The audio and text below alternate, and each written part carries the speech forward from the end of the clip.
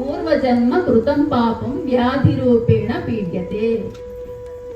అంటే గత జన్మలలో మనం చేసిన పాపాలు, మనం చేసిన తప్పుడు కార్యాలు, వాటన్నింటికి ఈ జన్మలో కష్టాలు, బాధలు, రోగాలు, వ్యాధులు, వీటన్నింటి రూపంలో మనం అనుభవిస్తున్నాం. ఎక్కడుంది ఇది? భగవద్గీతలో సాక్షాత్తు శ్రీకృష్ణుడే మనకి తెలియజేశాడు. ఏమైనా సరదాగా తెలియజేశాడా? తెలుసుకోమని తెలియజేశాడు. కాలక్షేపం కోసం కాదు భగవద్గీత. కాలక్షేపం కోసం కాదు, గుడికి వచ్చిపోయామా, సరదాగా ప్రసాదాలు తినిపోయామా కాదు. సత్యాన్ని గ్రహించాలి.